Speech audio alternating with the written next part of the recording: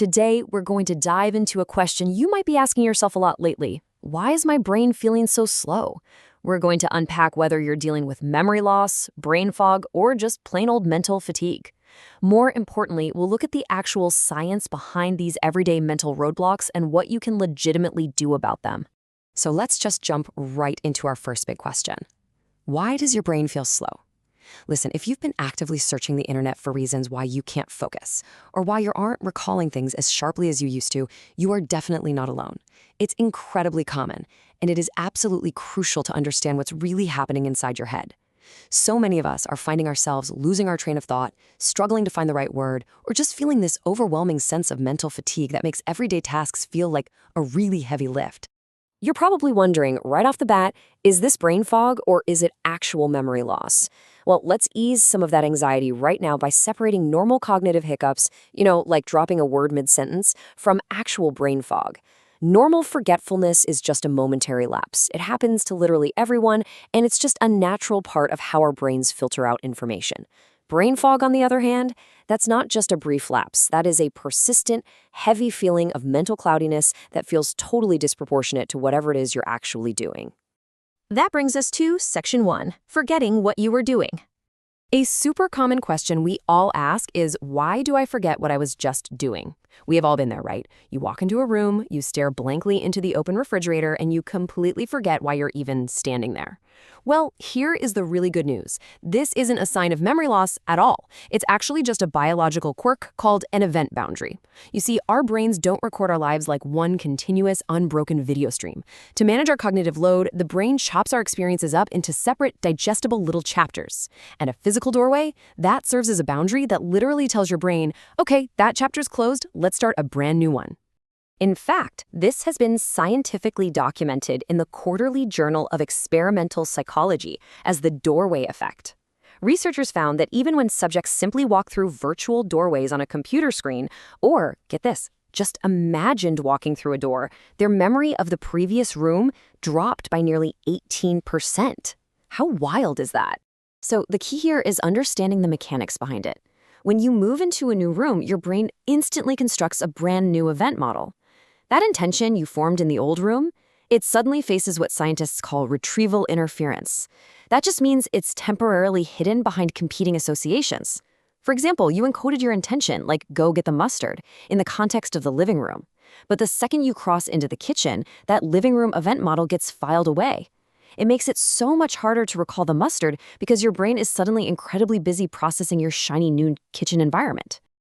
All right, let's move on to Section 2, multitasking and word recall. So why does multitasking make our memory worse? Look, we live in a world that absolutely glorifies multitasking, but here's the truth.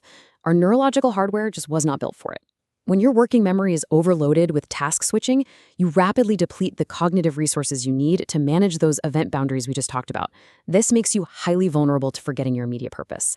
Think of your working memory like a really small workbench.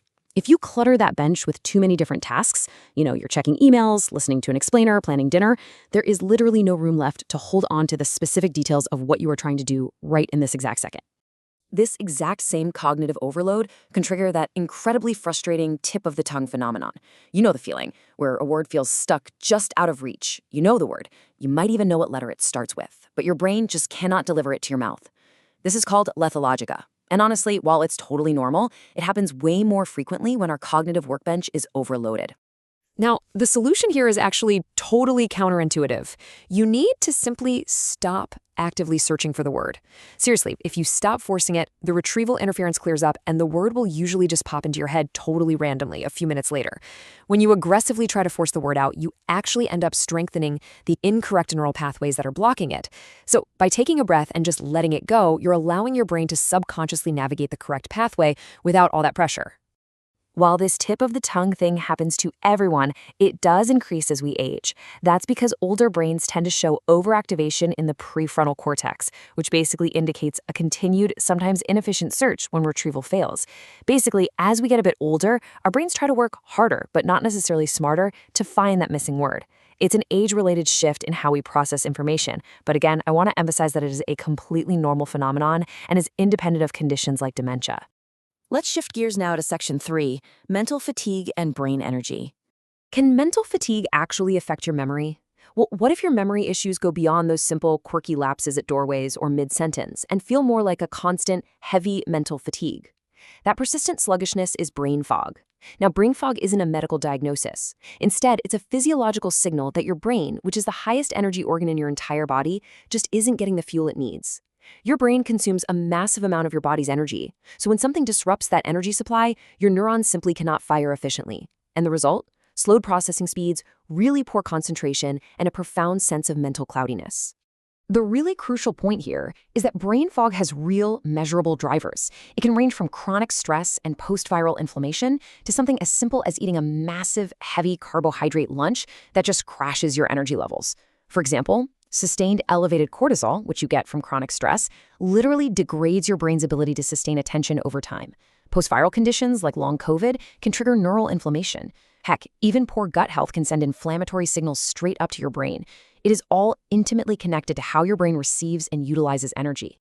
So to fight off this fatigue, your brain relies heavily on something called the glymphatic system. Think of it as a biological plumbing network that only fully activates during deep sleep to physically wash neurotoxic proteins and metabolic debris right out of your brain tissue. Imagine your brain as a bustling, busy city during the day, generating a whole lot of trash. The glymphatic system is basically the fleet of garbage trucks that only comes out during the deepest stages of non-REM sleep. If you aren't getting that deep restorative sleep, the trash simply piles up, and that directly causes that foggy, slow feeling you get the very next day. To put that into perspective, animal studies have shown that if the specific protein channels responsible for this fluid movement are disrupted, brain waste clearance can drop by an astonishing 70%. 70%. That is a massive reduction in your brain's ability to clean itself out. It highlights exactly why chronic sleep deprivation is perhaps the single biggest enemy of your mental clarity. All right, knowing all of this, what's next? That brings us to Section 4, Steps to Improve Mental Focus. Knowing all of this biology, what can you actually do to feel more focused? We don't want to just understand the problem. We want to give you the real tools to optimize your brain's performance. First, you can optimize your brain's energy by fiercely protecting your deep sleep. Interestingly, you can even try sleeping on your side to naturally improve that glymphatic fluid flow we talked about. During your day, intentionally slow down during recall, and please reduce the constant task switching. Give your working memory a much-needed break by taking actual real breaks. And hey, when you do play word recall or brain training games, treat them as a fun way to stay mentally engaged, rather than some magical cure for cognitive issues. Now, a quick but absolutely crucial medical disclaimer. Please remember that if your cognitive symptoms are sudden, if they are rapidly worsening, persistent, or if they are severely impacting your daily life, it is so important to speak with a qualified health professional to rule out underlying conditions. Everything we are talking about today involves everyday brain fog and fatigue. We are absolutely not diagnosing medical issues here. It's always best to be safe and get a professional baseline if you have serious concerns. Ultimately, by understanding things like event boundaries, managing your cognitive load, and fiercely protecting your sleep, you really can help lift that mental fog. Thank you so much for joining me for this explainer. But before you go, I want to leave you with this one question to ponder today. If our brains require so much energy just to function normally, how much of your daily mental battery are you unknowingly draining on tasks that don't actually matter? Think about it.